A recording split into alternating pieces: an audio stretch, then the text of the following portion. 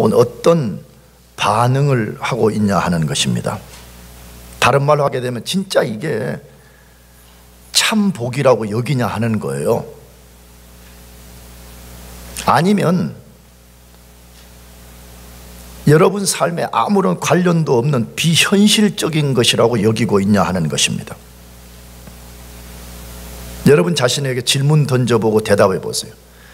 진짜 예수님이 말씀하시는 팔복이 여러분이 진짜 복이라고 여기고 있는지, 아니면 그냥 아이고 설교 한 편 듣는데 또 그 이야기 하는구나 이렇게 생각하는 것이에요. 여러분 진짜 팔복이 진짜 복이요, 이게 진짜 내가 추구해야 될 것이라는 것을 믿고 있냐는 것이에요. 저는 최근에 한국에서 일어나고 있는 몇몇 사건들을 보면서 우리가 추구해야 할 것은 예수님이 말씀하신 팔복이라는 사실을 더 깊이 깨닫고 있습니다. 물론 최근에 일어난 그 사건만 갖고 그런 것은 아니지만 그런 사건들이 굉장히 상징적 역할을 한다는 것이에요. 그 사건들은 여러분도 알다시피 세상의 물질적인 그것만 쫓고,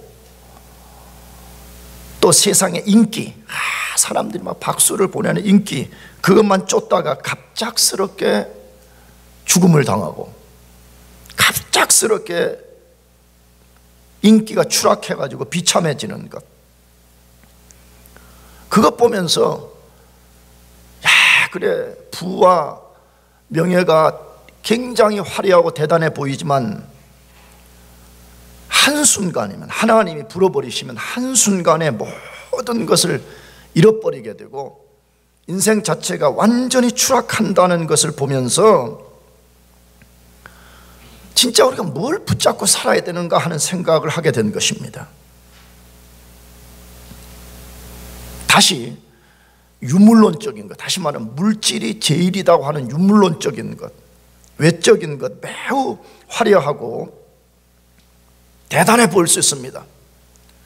그러나 어떤 이유가 됐든 간에, 하나님이 치셨든지 아니면 어떤 세상 속에서 잘못을 했든지 간에 한번 외부의 충격을 받게 되면 쉽게 무너져 버린다는 것이에요. 그러나 팔복을 따라 살면 그것이 우리 내부에서부터 만들어진 것이기 때문에 외부의 것들이 쉽게 무너뜨릴 수 없습니다. 믿습니까? 이게 그러니까 비밀인 거예요. 껍데기만 갖고 자기를 포장하는 사람들은 외적인 것이 와서 탁 치면 그걸 견뎌낼 수가 없어요. 그러나 우리 내면에서부터 만들어지는 것은 외적인 충격이 와도 좀처럼 무너지지 않는 것입니다. 더 나아가서 팔복의 진짜 핵심은 뭐라 그랬죠? 하나님과 올바른 관계를 맺는 것이라고 말씀드렸습니다. 복이 뭐냐고 할 때 시편 1편도 그렇고 이 팔복에서도 말씀하는 핵심은 뭐죠? 내가 많은 부를 소유하는 것, 내가 세상에 많은 명예를 갖는 것이 복이라고 말하지 않고 하나님과 올바른 관계 속에 있는 것이라고 말하는 것이에요.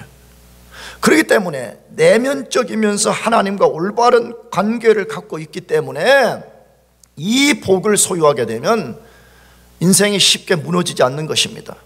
인생이 쉽게 흔들리지 않는 것입니다. 그렇기 때문에 팔복은 절대 추상적인 것이 아닙니다. 비현실적인 것이 아닙니다. 이것은 진짜 실제적이고 현실적인 복인 것입니다. 믿으시기 바랍니다.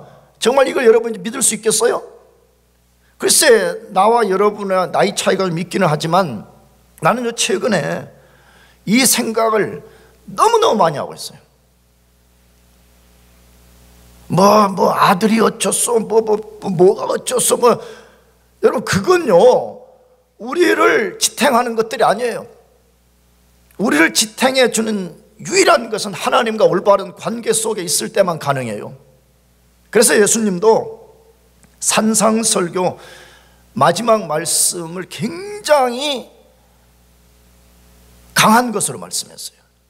산상설교는 5장에서부터 7장이라고 하는데 산상설교를 다 말씀하시고 7장 마지막 부분에 그림어는 우리가 그냥 눈으로 확 볼 수 있도록, 이게 무슨 뜻인지를 확 볼 수 있는 말씀을 거기다가 마지막으로 결론적으로 딱 포르테 놨어요. 그 내용을 우리가 같이 읽어보려고 그래요. 같이 7장 24절에서 27절까지 말씀 같이 읽어보겠습니다. 시작. 그러므로 누구든지 행하는 자는 그 집을 반석 위에 지은 지혜로운 사람 같으리니 비가 내리고 창수가 나고 바람이 불어 그 집에 부딪히되 무너지지 아니하나니 이는 주초를 반석 위에 놓은 까닭이요 나의 이 말을 듣고 행하지 아니하는 자는 그 집을 모래 위에 지은 어리석은 사람 같으리니 비가 내리고 창수가 나고 바람이 불어 그 집에 부딪힘에 무너져 그 무너짐이 심하니라. 우리 인생을 뭐에다가 비유했죠? 어떤 기초 위에 집 짓는 것에 비유했잖아요. 그런데 예수님 말씀을 듣고 이대로 그대로 순종하고 이걸 따라 사는 사람은 인생을 반석 위에다가 인생이란 집을 짓는 사람과 같다 그렇게 말했어요. 그러나 이 말씀을 듣고 행치 않는 사람은 모래 위에 집을 지은 것 같다 그랬죠. 반석 위에 지은 사람이나 모래 위에 지은 사람은 똑같이 인생의 창수, 홍수, 쉽게 말하면 인생의 외적인 어려움이 찾아온다는 거예요. 그런데 반석 위에다가 집을 지은 사람은 절대 무너지지 않는다는 거예요. 그러나 모래 위에 인생의 집을 지은 사람은 무너질 뿐만 아니라 그것이 더 심하게 무너진다라고 말씀했습니다. 뭘 말하죠? 우리 인생이라는 집을 어떤 기초 위에 세워야 되는지 생각하지 않을 수 없다는 것이에요. 여러분은 지금 여러분 인생이라는 집을 어떤 기초 위에 세우고 있어요? 여러분 진짜 반석 위에다가 세우고 있어요? 아니면 모래 위에다가 세우고 있어요? 내가 말하는 건 교회 잘 나오냐 지금 그걸 묻는 게 아니에요. 내가 묻는 것은 여러분이 교회 와서 이런 것을 하고 안 하고 지금 그걸 묻는 것이 아니에요. 여러분과 저가 진짜 인생이라고 하는 이 집의 기초를 뭐에다가 두고 있냐는 거예요. 여러분 아무 생각 없이 그냥 나는 뭐 당연히 반석 위에 있겠지. 여러분 굉장히 착각할 수 있는 것입니다. 내 인생의 반석은 모래 위에 있냐? 반석 위에 있냐는 거예요. 반석 위에 있다는 것은 뭐죠? 오늘 본문대로 하게 되면 팔복을 따라 사는 것입니다. 여러분 팔복을 따라 살기를 축복합니다. 이건 실제적인 것이라니까. 이것은 매우 현실적인 우리와 밀접한 관련을 갖고 있는 것이기 때문에 그렇습니다. 제가 팔복의 구성에 대해서 말씀드릴 때 이 8개는 각각이 독립적이지 않고 아주 유기적으로 연결이 되었다고 말씀드렸습니다. 어떻게 연결되었어요? 이 8개는 크게 3가지 카테고리를 갖고 연결이 되어 있는데, 먼저는 진짜 복 있는 사람이 되려면 우리 자신에 대한 올바른 태도를 가져라. 이걸 3가지로 말하는 거예요. 그것이 뭐였죠? 심령이 가난한 자, 애통한 자, 온유한 자입니다. 이 3가지는 전부 다 우리 자신에 대해서 우리가 어떤 올바른 태도를 가질 것인지를 말씀한 것입니다. 그 다음 오늘 본문이 포함된 2번째 카테고리의 3가지는 뭐예요? 의에 줄인 자, 그리고 오늘 본문에 긍휼히 여기는 자, 마음이 뭐한 자? 청결한 자. 이 3가지는 하나님과 관계에서 하나님에 대해서 어떤 올바른 태도를 가질 것인지를 소개하는 말씀입니다. 그러니까 아주 분명합니다. 진짜 복 있는 사람이 되려면 먼저 우리 자신을 정확하게 볼 수 있어야 된다고 말합니다. 그것에 근거해서 나는 영적으로 파산된 존재이기 때문에 나에게는 소망이 없다는 것을 알고 하나님 그분을 꽉 붙잡는 것이에요. 그게 진짜 복이라는 거예요. 믿으시기 바랍니다. 만약에 이렇게 하지 않는다면 나도 여러분도 우리는 매일매일 열심히 살지만 살면 살수록 무너짐이 심하게 만드는 인생을 만드는 거예요. 왜? 기초 자체가 너무 약하기 때문에 모래에다가 집을 지으면 위에다가 하중을 더 받게 하는 물건을 뭔가 행동을 더 올리면 언젠가는 더 심하게 무너져 버린다는 것이에요. 그렇다면 오늘 본문의 근거에서 우리가 추구해야 되는 참 복은 뭐냐 하는 것이 오늘 본문 그 2가지 다루는 것이죠. 첫째로는 모든 사람을 긍휼히 여기라고 말해요. 모든 사람을 어떻게 여기라고요? 긍휼히 여기라. 이것이 굉장히 중요하다고 말해요. 모든 사람을 긍휼히 여겨라 이렇게 말해요. 그 말씀을 5장 7절에서 말씀하죠. 다시 읽어봅시다. 같이 시작. 긍휼히 여기는 자는 긍휼히 여김 받을 것이며 긍휼히 여기는 자는 긍휼히 여김을 받을 것이며 그렇게 했습니다. 긍휼히 여긴다는 말은 무슨 말이에요?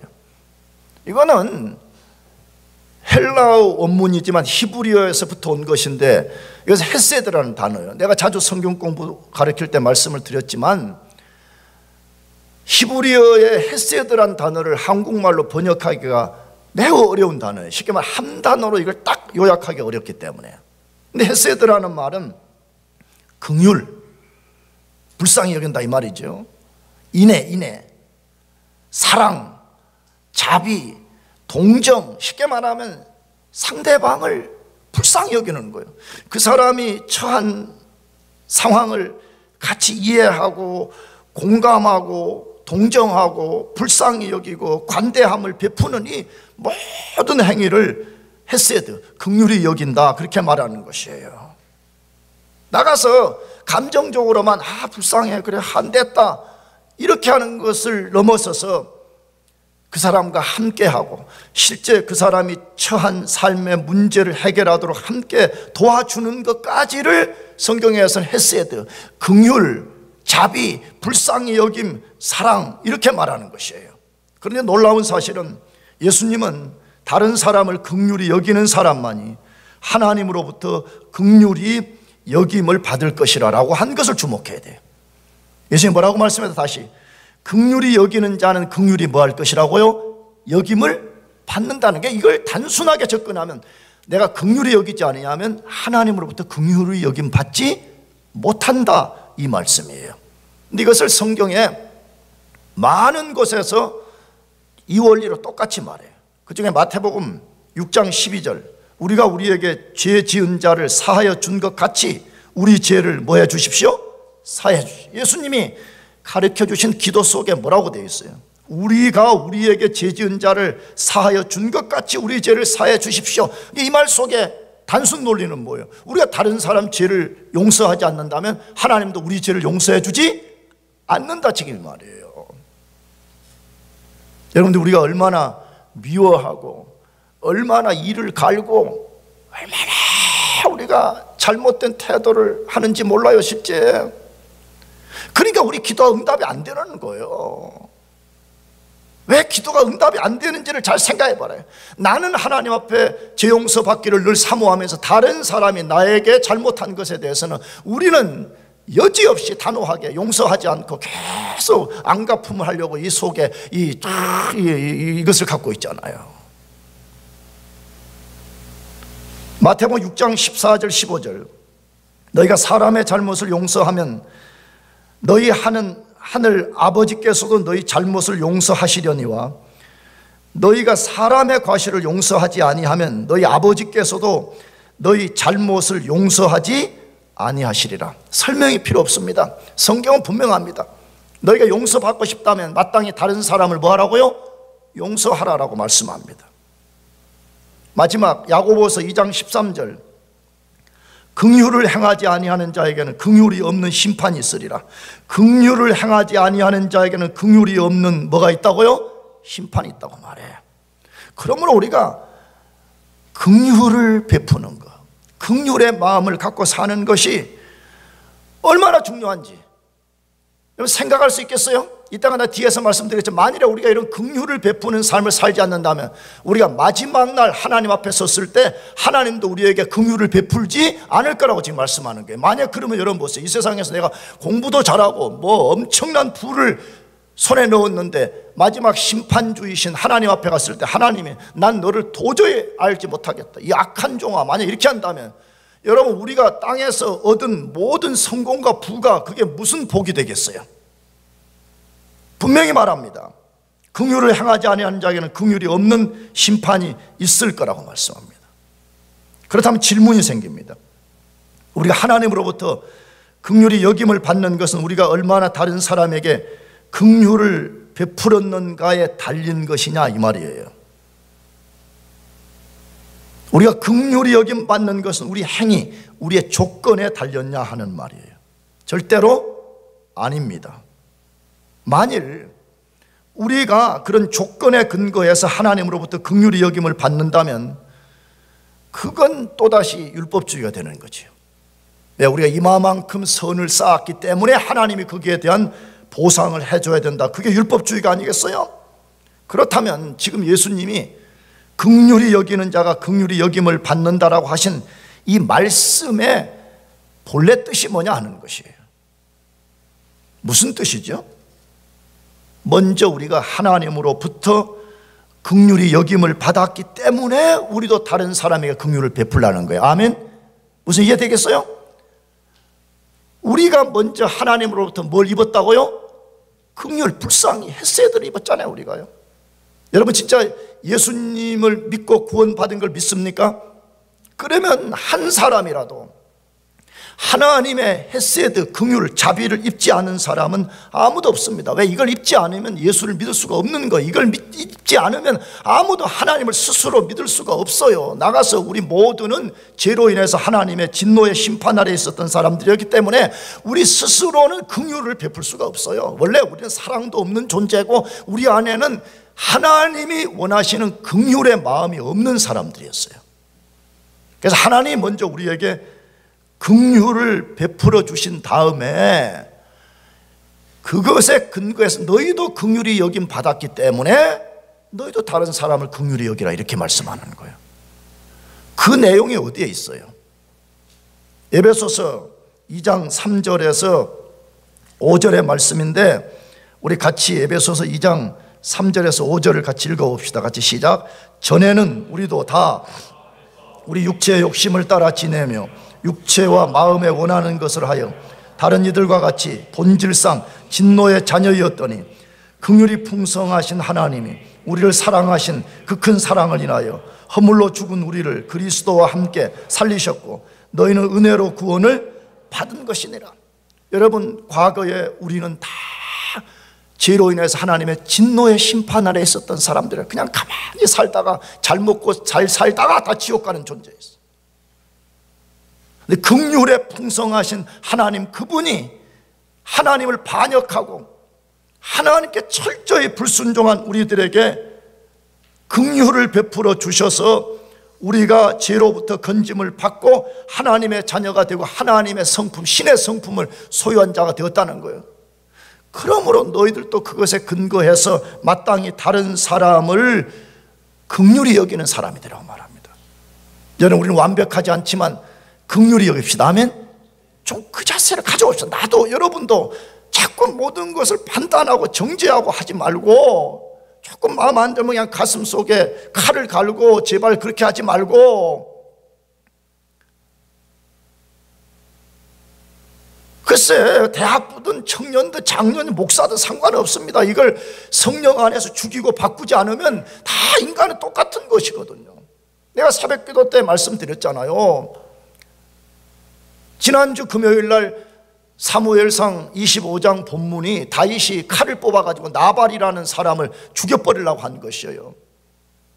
근데 그 앞 사건까지 보게 되면 다윗이 사울에게 핍박을 받을 때는 굉장히 하나님께 모든 것을 맡기고 하나님 뜻에 합당한 삶을 산 사람입니다. 그런데 이상하게 나발 때 그냥 나발을 죽이겠다고 400명의 부하들을 데려가 죽이려고 하는 위기일발의 순간에 빠졌던 것이에요. 뭐 가르치는 거죠 성경이? 방심은 금물이라는 거예요. 뭐는 금물이라고요? 방심하면요 아무리 인간적으로 위대한 다윗이라고 할지라도 방심하는 순간에 칼을 뽑는 것처럼 우리가 방심하면 우리 속에 남을 향해서 미움의 칼을 뽑으려고 그러잖아요. 계속해서 우리가 긍휼히 여기는 마음을 달라고 기도해야 돼. 근데 그걸 하려면 어떻게 해야 되죠? 내가 과거에 어떤 존재였는가를 이해해야 돼요. 나는 원래 하나님의 진노의 심판 아래 있어서 어떤 소망도 없는 인생이었다는 거예요. 근데 그 하나님께서 그 큰 사랑을 가지고 나를 찾아오시고 나에게 긍휼을 베푸셔서 내가 구원받았다는 사실을 늘 인식하는 거예요. 그렇게 합시다 하면 그래야죠. 그래야죠. 대학도 청년도 장년도 그렇게 해요. 20년 전이나 10년 전이나 5년 전 똑같이 그렇게 살라고 하지 말고 조금씩 변화되어 봅시다. 우리가 성령 안에서. 근데 우리가 다른 사람을 긍휼히 여기게 된다면 반드시 하나님이 주시는 복이 있다라고 말해요. 그 복이 뭐지요? 긍휼히 여김을 받는다 그렇게 돼. 긍휼히 여김을 받아. 근데 이 말이 미래 수동태로 돼 있어요. 원문 시제가 미래 뭘로 되어 있다고요? 수동태. 미래 수동태라는 말은 뭐죠? 언젠가 미래에 우리가 하나님으로부터 이것을 받게 된다 그 말이에요. 물론 땅에서도 긍휼히 여김 받겠지만 궁극적으로는 우리가 하나님 앞에 섰을 때 긍휼히 여김을 받는다는 것입니다. 아까 말씀드렸죠. 이 땅에서 뭐 부자 되고 뭐 엄청난 것을 뭐 금자탑을 쌓았는데 하나님 앞에 갔는데 하나님의 긍휼을 받지 못한다면 그 인생은 실패한 인생입니다. 그 인생은 불행한 인생입니다. 근데 성경 많은 곳에서 우리가 긍휼히 여길 때만 마지막 심판날에 긍휼히 여김 받을 것이라는 말씀을 여러 곳에 썼어요. 근데 그 중에 하나가 마태복음 18장에 나오는 1만 달란트 빚진 종에 대한 이야기입니다. 마태복음 18장을 읽어보게 되면 어느 종이 1만 달란트 빚을 주인에게 졌어요. 1만 달란트는 요즘 말로 하면 240억이에요. 200 얼마라고요? 40억을 빚을 진 거예요. 그러니까 이것은 예수님이 비유를 든 건데 240억을 어떤 사람이 어떤 종이 빚을 져가지고 이것을 갚지 못해서 이제 죽음에 임박한 거예요. 그런데 주인이 불쌍히 여겨서 긍휼히 여겨서 그 종의 모든 빚을 탕감해 줬어요. 탕감받은 종이 이제 기분 좋아가지고 나가다가 문 밖에서 자기에게 100데나리온 빚진 자를 만나가지고 100데나리온 빚진 자의 목을 막 휘어잡으면서 너희가 안 갚으면 죽여버리겠다고 요즘 말로 하면. 그 100데나리온은 얼마냐? 요즘 돈으로 하면 약 5만 원이에요. 얼마요? 5만 원. 아까 그가 얼마 빚졌다고? 200 얼마요? 40억. 도저히 갚을 수 없는 빚을 진 것을 용서를 받았어요. 근데 100데나리온 5만 원, 좀 과장합시다. 10만 원. 이것밖에 빚을 지지 않은 한 사람을 만나가지고 너희가 안 갚으면 너 죽는다라고 목을 쪼아댄 거죠. 그 사실을 용서해준 주인이 알게 되어서 분노해가지고 종을 당장 잡아들여라, 감옥에 집어넣어라, 이렇게 돼 있어요. 여러분, 그 비유의 주인은 누구예요? 하나님입니다. 누구라고요? 하나님. 우리가 그 갚을 수 없는 죄의 빚을 탕감받고 하나님의 자녀가 된 우리가 다른 사람들을 긍휼히 여기지 않는다면 너희가 마지막 날 너희가 이렇게 될 것이라는 거예요. 그러므로 긍휼히 여기는 것이 그게 무슨 복이에요? 만약 그런 사람이 있다면요, 여러분 성경을 깊이 생각해 보세요. 아까도 말씀드렸지만 여러분, 우리 인생의 모든 것은 마지막 날에 최종적 결정이 납니다. 믿습니까? 우리 인생은 최종적인 것은 지금 여기서 나는 게 아니에요. 여기서 어떤 사람이 좀 실패하거나 어떤 사람이 좀 잘못되거나 할 때요, 여러분 교만하거나 좌절할 필요가 없어요. 왜냐 그러면 우리 신앙이라는 것은 최종적으로 마지막 날 결정이 나는 것이기 때문이에요. 내가 하나님 앞에 섰을 때에 하나님으로부터 긍휼히 여김 받지 못한다면 그 인생은 실패한 인생이에요. 그러나 내가 그 앞에 섰을 때에 긍휼히 여김을 받는다면 여러분, 그 인생은 성공한 인생인 것입니다. 그 인생은 진짜 복된 인생인 것입니다. 그러므로 대학부 여러분들도 나이 어리다고 자꾸 여러분 자신을 함부로 던지지 말고 매 순간 마음을 지키면서 여러분 다른 사람을 긍휼히 여기시기를 축복합니다. 두 번째로 우리가 추구해야 될 복은 무엇입니까? 우리 마음을 청결하게 하는 것입니다. 우리 마음을 깨끗하게 하는 것이 또 다른 복이라고 말합니다. 그것을 마태복음 5장 8절에 말씀하는데 같이 읽어보겠습니다. 시작. 마음이 청결한 자는 복이 있나니 저희가 하나님을 볼 것이며, 마음이 청결한 자는 복이 있나니 저희가 하나님을 볼 것이며 라고 했습니다. 마음이 청결한 것이 복이라고 말합니다. 왜 마음이 깨끗하게 될 때 복이 될까요? 여러분, 우리 인간의 제일 중요한 요소가 어디라고 생각하고 살아요? 자꾸 우리는 자꾸 너무 유물론적이고 외형적인 것에 너무 익숙한 삶을 살아와가지고 자꾸 그런 것이 중요하다라고 착각하기 쉬운데, 우리 인생의 제일 중요한 것은 마음이에요. 마음. 왜? 이 마음은 다른 말로 하면 영혼이라고 해도 되고요, 뭐 양심이라고 해도 다양하게 우리가 말할 수가 있어요. 다시 말하면 우리를 움직이는 가장 중요한 컨트롤 타워가 마음인 것입니다. 마음에 의해서 모든 것이 결정되고 마음에 의해서 모든 것이 움직여집니다. 나가서 마음이 왜 중요하냐? 특히 예수 믿는 사람에게는 하나님이 성령을 통해서 거하시는 공간, 지성소가 되기 때문에 그렇습니다. 그렇다면 마음이 청결하지 않다면 어떻게 되겠어요? 먼저는 우리 생각, 우리 삶의 행동, 삶의 결정, 삶의 가치관, 삶의 원리가 절대로 선한 것이 될 수가 없습니다. 반대로 마음이 청결하다면 우리 행하는 것들이 다 선한 것이 되고, 선한 것이 되기 때문에 그것이 하나님 앞에 복이 되는 것입니다. 앞에서 말씀드렸죠. 예수 믿어 진짜 구원받은 사람 속에는 하나님이 그의 성령을 통해서 그 사람 속에 와 계신 것입니다. 여러분 진짜 믿습니까? 대답해봐. 여러분 진짜 예수 믿어요? 예수 믿어 진짜 구원받았다면 단 한 사람도 예외가 없이 하나님의 성령이 그 사람 속에 들어와 계시는 것입니다. 그 사람을 성전으로 삼고 그 사람 속에 들어와 계시는 것이에요. 그런데 어떻게 성령이, 거룩한 성령이 우리 속에 들어와 있는데 우리 몸과 마음을 더럽게 할 수가 있겠어요? 우리가 완전한 인간이 아니기 때문에 우리가 완벽할 수는 없지만 아무 생각 없이 의도적으로 그냥 자기 마음을 내던져 버리는 거야. 그래서 다른 것들이 우리 마음을 짓밟아 가지고 마음이 너무 더럽고 마음의 생각이 너무 어그러져 있고 거기로부터 온갖 부도덕한 일들이 만들어지고 윤리적으로 합당하지 않고 나가서 하나님 앞에 옳지 못한 행동을 드러내고 살 때가 얼마나 많은지 모릅니다.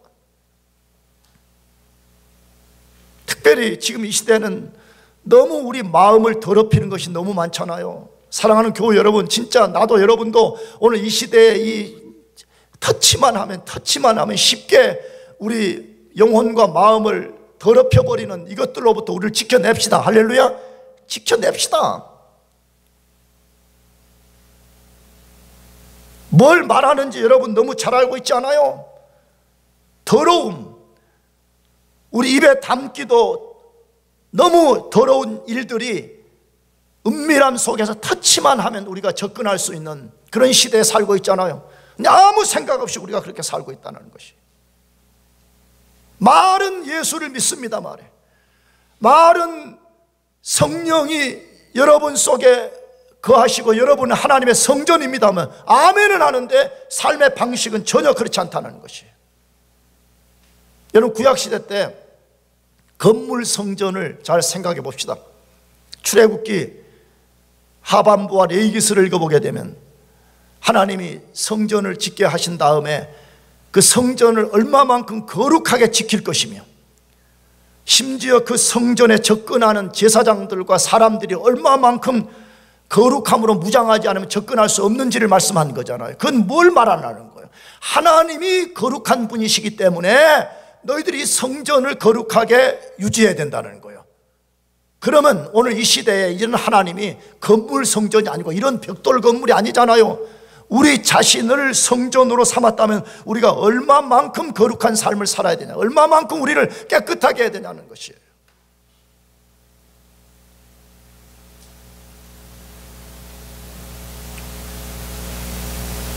나 자신을 포함해서 너무 가슴 아픈 시대에 우리가 살고 있는 거예요.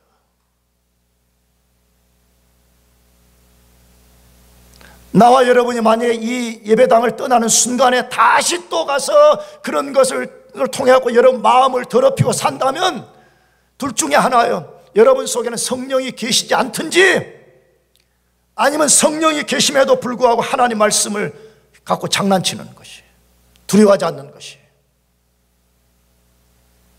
여러분, 이 신약시대, 오늘 이 시대에도 성전된 우리 몸, 마음을 더럽히면 하나님이 그것을 얼마나 책망하시는지를 고린도전서 3장 16절에서 17절 두 절을 같이 읽어보겠습니다. 시작.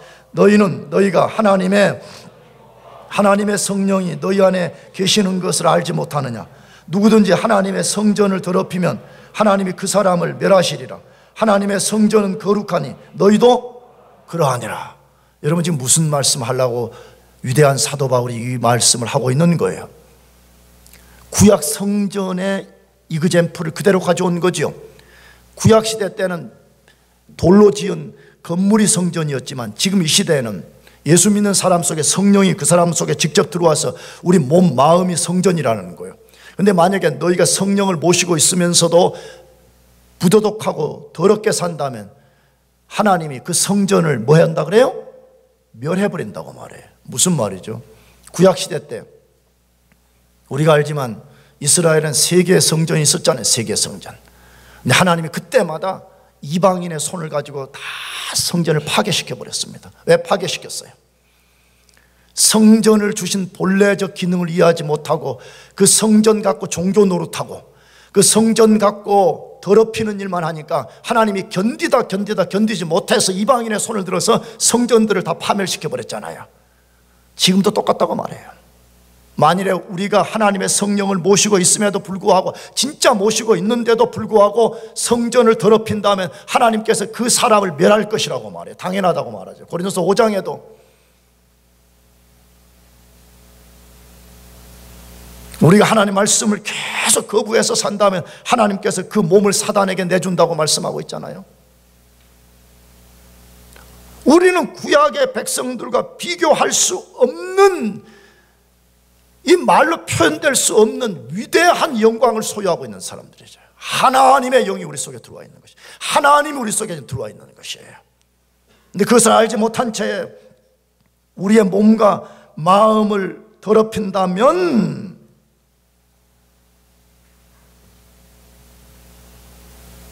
그건 우리를 구원해 주신 예수 그리스도의 십자가의 죽음과 이 장사됨과 부활을 헛되게 만드는 것이에요. 근데 얼마나 많은 그리스도인들이 이런 사실을 쉽게 망각하고 자신을 깨끗하게 지키지 못하고 자신을 더럽히는지 모릅니다. 신앙생활의 연수는 많은데 피상적이고 건성으로 하게 되는 것입니다. 여러분, 신앙생활 1년 더 하고 2년 더 하고 3년 더 하고 4년 더 하고 이 건성으로 아주 피상적으로 하게 되면 나타내는 현상이 있어요. 뭐지요? 마음을 깨끗하게 하고 지키는 데는 전혀 관심이 없습니다. 율법주의자가 돼가지고 하라 하지 말라 하는 몇 가지만 하면 자기가 신앙적인 듀티를 다 했다고 여기는 거죠. 주일 되면 교회 안 빠지고 나오고. 신앙이 만일에 그런 식으로 가게 된다면 반드시 찾아오는 결과가 있습니다. 영적으로 냉담해집니다. 왜 그렇지요? 그 더러운 것들이 마음을 짓밟아 버렸기 때문에 하나님이 친밀하게 느껴지지가 않는 것이에요. 하나님과 깊은 관계가 맺어지지 않으니까 외적으로는 내가 그리스도인이지만 삶의 방식과 가치관은 철저하게 세속적 방식으로 살게 되는 것이에요. 마음을 지킵시다. 마음을 거룩하게 합시다. 아멘. 이걸 지켜내요. 좀 한번 그렇게 해봐요. 좀 마음을 지키는 그것 때문에 때로는 내가 너무 좋은 것이 있지만 내가 그걸 포기하고 돌아서 보는 거예요. 꼭 여기 와서 뭐 간증 안 해도 되잖아요. 여러분이 하나님 앞에서 간증을 갖고 있는 거예요. 나는 이러이러한 것 때문에 내가 이 좋은 이것을 내가 포기했노라는, 뭔가 좀 이런 걸 좀 가져봐. 왜? 이 마음 지키는 게 얼마나 중요하다고 말해요. 잠언서 16장 32절 같이 읽어보겠습니다. 시작. 노하기를 더디하는 자는 용사보다 낫고 자기 마음을 다스리는 자는 성을 빼앗는 자보다 나으니라. 여기 하반부 말씀하고 싶어요. 자기 마음을 다스리는 자, 물론 이 문맥에서는 조금 다른 의도가 있지만 자기 마음을 잘 지키는 거예요. 컨트롤하는 거예요. 킵하는 거예요. 더럽히지 않고 깨끗하게 유지하는, 이것을 지키는 사람은 성을 빼앗는 자보다 낫다 그래 되어 있습니다. 고대 당시에 성 하나, 적이 점령하고 있는 성 하나를 빼앗으려면 자기 민족의 모든 역량을 다 동원해서 그 성을 빼앗아야 되잖아요. 근데 성 빼앗아 놓고 마음 못 지키면 성 잃어버린다는 거예요.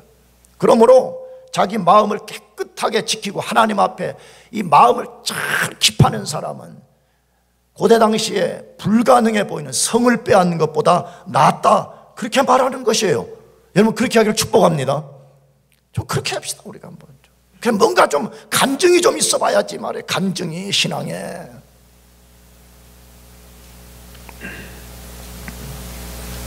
그러면 마음을 청결하게 하면, 마음을 깨끗하게 하면 왜 그것이 복이 되어요? 그런 사람에게 하나님이 주신 복이 있다고 말하죠. 그 복이 뭐지요? 하나님을 본다라고 되어 있어요. 하나님을 뭐 한다고요? 본다라고. 마음이 깨끗한 사람은 하나님을 볼 것이며 이렇게 되어 있어요. 마음이 청결한 자는 저희가 하나님을 본다라고 되어 있습니다. 하나님을 본다. 야, 이것보다 큰 복이 어디에 있어요? 나는 지난주에 그 북한에서 탈북한 목사님들 세 분이 북한 교회를 재건하는 포럼 하는데 참여하면서 내가 대학부 금요예배 때도 간증했지만, 갔다 온 이야기를 해줬지만, 나는 갔다 와가지고요, 그 포럼에 참여해가지고, 나 영혼이 진짜 막 울었어요, 진짜 울었어요. 그래서 내가 우리 집사람한테, 우리 집사람이 그걸 못 봤는데, 내가 오늘 포럼에 강의를 들으면서 내가 울었다라고 고백을 했어요. 근데 그게 왜 운지 알아요? 두 가지 때문이었어요. 하나는 내 자신이 너무 하나님 앞에 잘못하고 있구나. 너무 요 스테이트 칼리지 살면서 편안하고 너무 편안하게 살고 있고, 난 뭐 하고 살았지? 그럼 하나는 뭐냐? 하나님은 살아서 지금도 역사한다는 것을 그분들이 간증했어요. 그런데 우리 교회 오지 않은 신 목사님이란 분이 있는데, 우리 대학부는 이해하고 들어줘요. 내가 금요일에 한번 도전했었는데, 이거는 북한에서 정치 보위부 장교였어요. 중령 자리에 차지한 아주 북한에서는 잘 나가는 사람이었어요. 근데 이 사람이 어떤 계기가 돼가지고 성경을 손에 넣게 됐어요. 성경을. 북한에서는 성경을 손에 넣으면 잘못하면 흔히 말하는 아오지 탄광 가는 거잖아요. 이 사람이 성경을 읽기 시작했어요. 가족들도 모르게 밤에 새벽에 일어나가지고 성경을 읽다가 몇 번 읽는 동안에 이 사람이 하나님의 역사로 본어게나게 된 거예요. 그래서 이 사람이 완전히 사상체계가 바뀌어가지고, 내가 김일성 주체 사상을 위해 사는 것은 내 인생을 망치는 것이라고 결심을 하고 탈북을 결심하게 되어서, 그가 압록강을 건너서 중국을 해서 한국으로 들어왔는데, 압록강 강변에 그가 딱 섰을 때 하나님이 그에게 나타나셔가지고 두려워 말고 건너가라고. 나는 그 이야기를 들으면서 하나님은 어제나 오늘이나 영원토록 살아계신다는 거예요. 그분을 볼 수가 있다면 말이에요. 진짜 우리가 그분을 볼 수가 있다면 담대하지 않겠어요? 하나님이 있는가 없는가 매일 갈등하고, 어떻게 하면 세상적으로 좀 더 잘 돼볼까, 맨날 그 생각만 하니까 하나님을 볼 수가 없는 것이.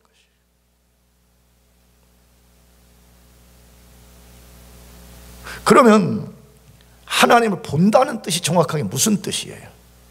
왜냐, 성경의 많은 곳에 현재 우리의 육안으로는 하나님을 볼 수 없다고 분명하게 말씀하고 있잖아요. 그 중에 우리가 한 구절만, 요한복음 1장 18절, 요한복음 1장 18절 다 같이 읽어보시기 바랍니다. 다 같이 시작. 본래 하나님을 본 사람이 없으되 아버지 품속에 있는 독생하신 하나님이 나타내셨느니라. 이건 예수님 자신이 아버지를 계시한다는 말씀을 쓴 것인데, 그 앞부분에 분명히 뭐라고 말했어요? 본래 하나님을 본 사람이 있대요, 없대요? 대답이 있대요, 없대요? 분명해요. 하나님을 아무도 볼 수가 없어요. 첫째, 영이기 때문에 볼 수 없을 뿐만 아니라 하나님을 지금 현재 우리의 눈을 갖고 보면 우리는 다 죽어버려요. 태양의 내부 온도가 1500만 도라 그런가? 태양도 우리가 똑바로 못 보잖아요. 태양을 만드신 하나님을 우리가 직접 본다 그러면 우리는 다 죽고 맙니다. 그러면 하나님을 본다는 이 말이 무슨 뜻이냐는 거예요. 헬라어 원래 단어 자체는 그 단어를 본다는 말과 안다는 말로 번역이 다 가능한 단어예요. 그리고 히브리인들은 본다 그렇게 말하면 다 안다라는 개념으로 썼어요. 그래서 우리 성경도 마음이 청결한 자는 하나님을 본다 이렇게 번역한 거예요. 그래서 여러분들 혹시 성경을 읽다가 마음이 청결한 사람은 하나님을 본다는데 이게 무슨 뜻인지 혼란에 빠지면 안 되고, 정확하게는 하나님을 안다는 말이에요. 할렐루야. 하나님 누구신가를 정확하게 알게 돼요. 저도 그렇습니다. 육안으로 하나님을 한 번도 본 적이 없습니다. 그러나 저는 본 것보다 더 분명하게 하나님을 믿고 있습니다. 내가 언젠가 고백했습니다. 내가 총신대학원 다닐 때 어느 날 피곤해서 학교 그 기숙사 침대에 누워서 눈을 딱 떴는데 눈이 그냥 이렇게 스르르 뜬 게 아니고 그냥 눈이 갑자기 팍 뜬 거예요. 근데 그 뜨는 순간에 0.00000 몇 초 사이에 내 느낌에 뭐가 찾아왔냐, 마귀가 의심의 화살을 가지고 내가 눈을 뜨면 그냥 나한테 쏠라고 하는 꼭 그런 느낌을 내가 탁 받은 거예요. 근데 그 의심이 뭐냐, 너는 하나님 자녀가 아니라는 거예요. 날 보고 넌 하나님의 신학생이 될 수 없다는 것이. 야, 순간 눈을 떴는데 이 소름이 그냥 쫙 끼치는 거예요. 근데 그때 내가 제자 훈련을 받고 있었는데 선배들이 사단이 공격을 할 때는 하나님의 말씀으로 막아서라 하면서 요한복음 1장 12절, 요한복음 5장 24절 이런 다양한 것들을 알려줬어요.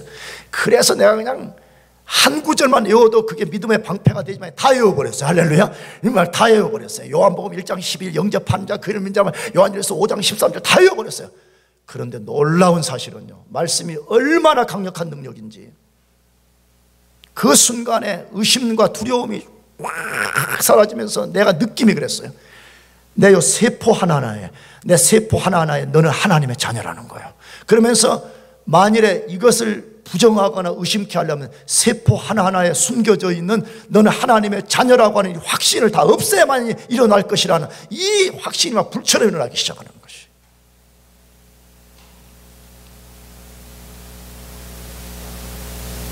여러분, 이 내가 안경을 끼고 있잖아요. 이게 아무리 안경을 비싸게 준 안경이라도요, 이 유리알 자체가 더럽고 오염된 걸로 꽉 차 있으면 사물을 제대로 볼 수가 없지 않아요. 이게 비록 비싼 게 아니어도 이 유리알을 깨끗하게 닦으면 정확하게 보잖아요. 한 솔이 그냥 땅구멍까지 보이네 지금.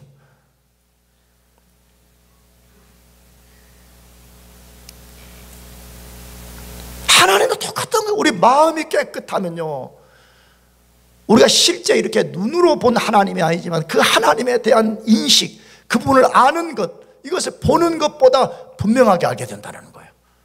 여러분, 그러면 북한의 탈북한 목사님처럼 우리가 담대해질 수 있지 않겠어요?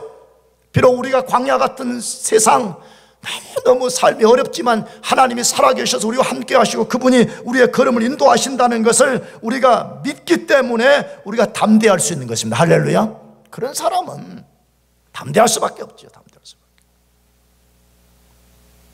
그런 사람들은 이 땅에 사는 동안에도 하나님이 살아계시고, 하나님 나의 아버지시고, 하나님 나의 선한 목자이시고, 하나님이 늘 나와 함께 하신다는 걸 보는 것처럼 알고 있기 때문에 너무 행복한 것이죠.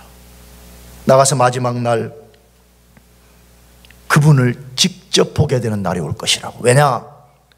이 본문에 하나님을 본다라는 이 단어도 시제 자체가 미래형으로 되어 있습니다. 뭘로 되어 있다고요? 미래형. 우리가 언젠가 우리 생애 모든 것을 마치고 하나님 앞에 섰을 때 그 말이에요. 그런 사람들은 마지막 날 하나님을 보게 되는 역사가 일어날 것이라는 것이. 그래서 그 이야기를 요한일서 3장 2절에 다루는데 마지막으로 읽어봅시다. 같이 시작. 사랑하는 자들아, 우리가 지금은 하나님의 자녀라. 장래에 어떻게 될지는 아직 나타나지 아니하였으나 그가 나타내시면 우리가 그와 같을 것을 아는 것은 그의 참모습 그대로 볼 것을 인함이라. 주를 가진 자마다 그의 깨끗하심과 같이 자기를 깨끗하게 하느니라. 진짜 이 소망을 가진 사람은 계속해서 자기를 깨끗하게 한다. 왜? 내가 언젠가 하나님을 볼 것이라는 그것 때문에 내가 깨끗하지 않고 어떻게 내가 그분을 볼 수 있겠냐 이거죠. 여러분, 오늘 이후부터 여러분 자신의 마음을 더럽히는 것에 여러분을 함부로 던지지 말고 마음을 지키십시다. 아멘. 마음을 깨끗하게 합시다. 아멘. 마음을 깨끗하게 해요. 그러면 얼마나 좋아요. 마음을 깨끗하게. 나도 그래요. 여러분도 경험할 거예요. 마음을 깨끗하게 하면요, 하나님이 보이지 말라 그래도 하나님이 보여줘요. 혹시 여러분 중에 하나님이 계신가 안 계신가 고민하는 사람들이 있다면 먼저 여러분 자신을 점검해봐요. 나는 진짜 마음이 깨끗한 사람인가? 우리가 마음을 깨끗하게만 하면 하나님을 본다라고 성경이 분명하게 약속하고 있으니까 오늘부터 우리 모두가 성령 안에서 마음을 깨끗하게 하고 살기를 축복합니다. 기도하겠습니다. 하나님 아버지,